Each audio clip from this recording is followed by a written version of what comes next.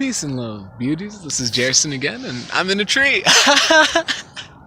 Now, personally, I would recommend that you guys climb as many trees as possible because they're honestly wonderful, and it's a beautiful way to be in nature. But today I'm here to tell you about the story of Siddhartha Gautama, the Buddha.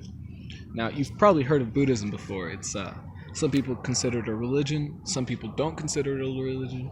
It really varies.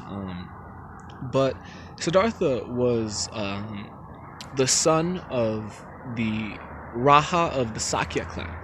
Now, a Raja, a lot of people think that means king. Oh, there's a dog underneath me. A lot of people think that means king. A lot of people think that, but it actually means something closer to elected official. And so Siddhartha was basically a prince. He lived an extremely sheltered life. He had all the luxuries a person could ask for, and him and his family was basically raising him to become the next Raja in line and lead the clan. But when he was 29, he decided to go traveling. He decided to go experience what the world was like. And so he traveled to different cities, different towns, different villages.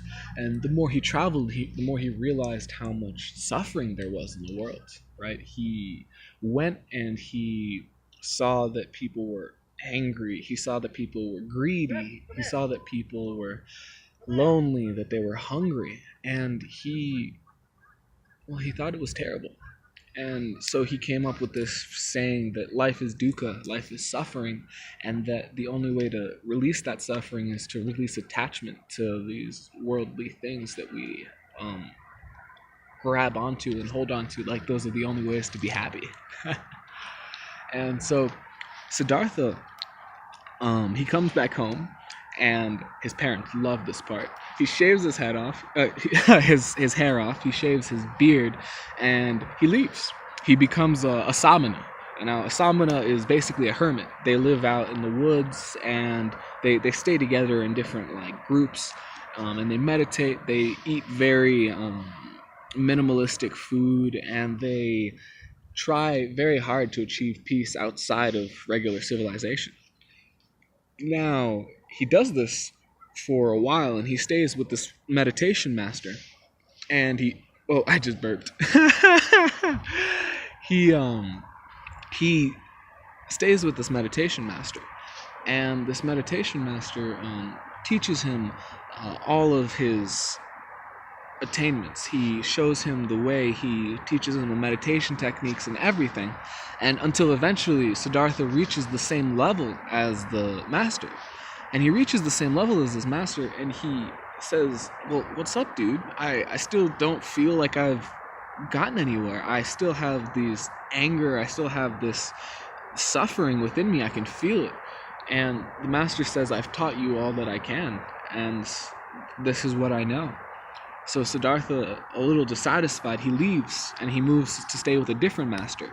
And again, he trains through the whole process. He goes through it all until he achieves the same level as this other master. And one more time, he feels disappointed. Nothing has connected him with peace, right? With true liberation.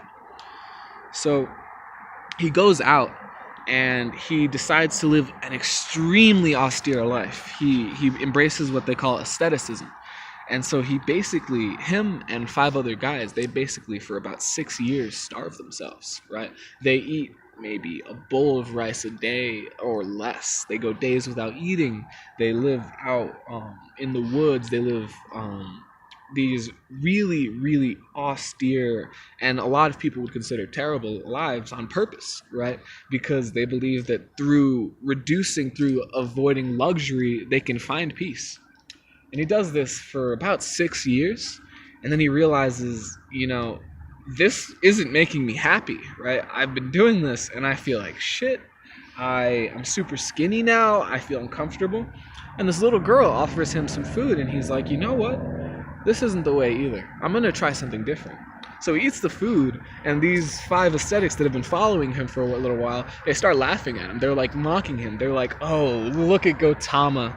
He's such a weakling. He is eating all these delicious foods, and he's living and he's staying in a house, and he's doing all of this stuff. He's obviously never going to achieve peace. He's never going to find it because he's too weak. And they're saying this about the guy that becomes the Buddha, right? And so he leaves and he decides extreme luxury isn't the way and extreme aestheticism isn't the way. So I'm going to try and find a middle way, right?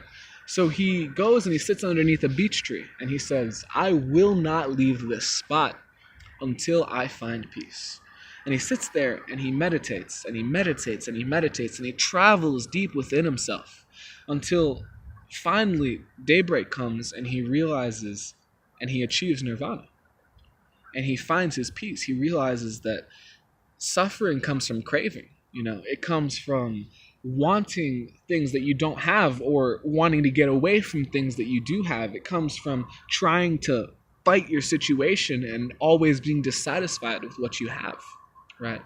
And he starts to spread his words. He calls it the Dharma. He goes from town to city, all over the place, creating this massive following of people, thousands of people coming and traveling with him, becoming monks, becoming samanas. And that is, well, it's the start of Buddhism. And that is, well, we've changed it and we've done a lot of different things to it, but that's what a lot of people practice today. And, well, thank you. Don't forget to leave a like, subscribe, and all that stuff. And have a beautiful day. And seriously, go climb some trees, man. Go climb some trees.